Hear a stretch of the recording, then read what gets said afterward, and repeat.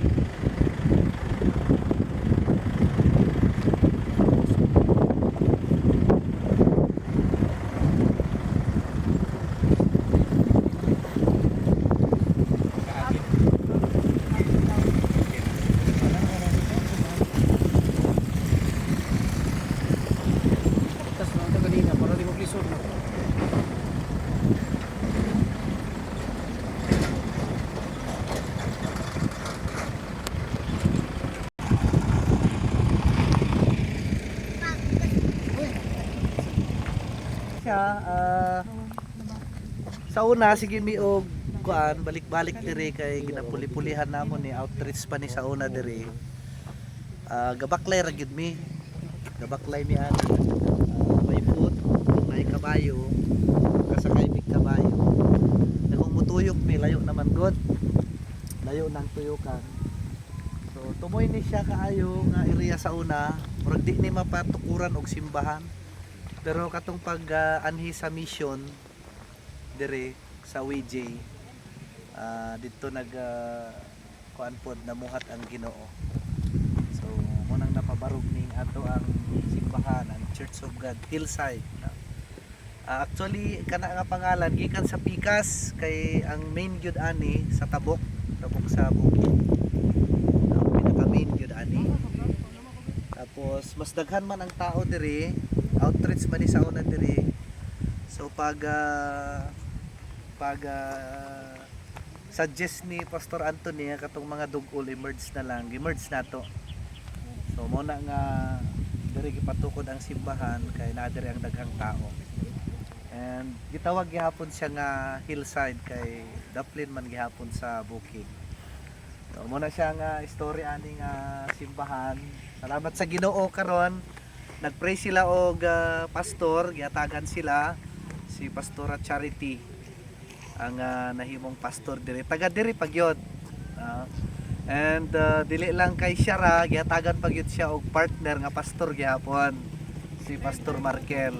So sila ang gapastor diri karon sa Church of God Hillside.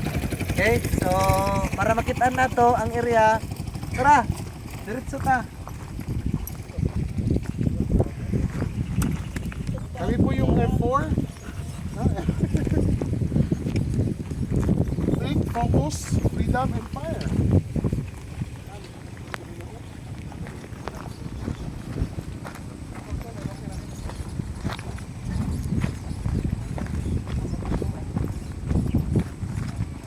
Apa yung barangay? Tao rin sa barangay?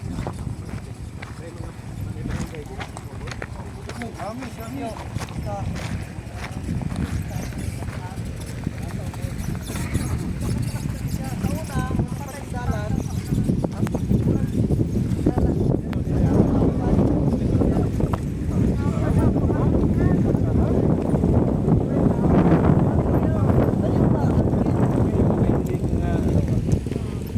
Sa Drigay, wala may pamalay. Kinagalan di ba may pamalay?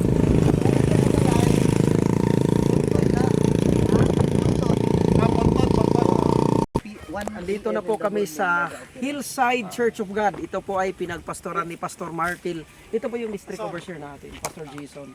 Ito po yung kasama. So napakahirap. Kaya iniwan ang sasakyan sa taas kasi hindi po makababa yung sasakyan. Delikado po. So ayan. Sige. Punta na tayo sa church. Okay, pasok po tayo sa Church of God Hillside. Inside. Welcome.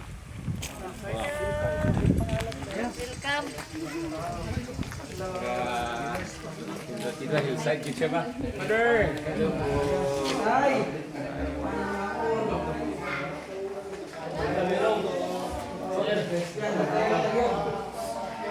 Bagi na po sa ito.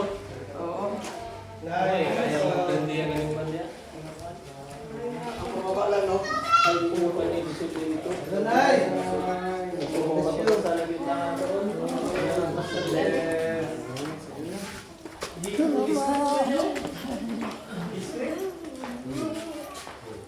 Pastor? Script ang tutan ba? Iskiya sa Assembly of God. Ikat mo na po to. Ikat mo na po to. Unahan, may ano niya. Wala gyud ni magdahong magpadala ang Ginoo pastor nga taga diri pagyon si Pastor Cha. Kaya nga nakamayo ang Ginoo. Unya dili lang pagyon isa ra giampo. Ginuwagan pagyon sa Ginoo. Pastor Markel. So duha na ang pastor nga nang kamaayo sa Ginoo. Kung sa Bisaya pa pastor gipaangay sa Ginoo ba? Gianay sa Ginoo tanan.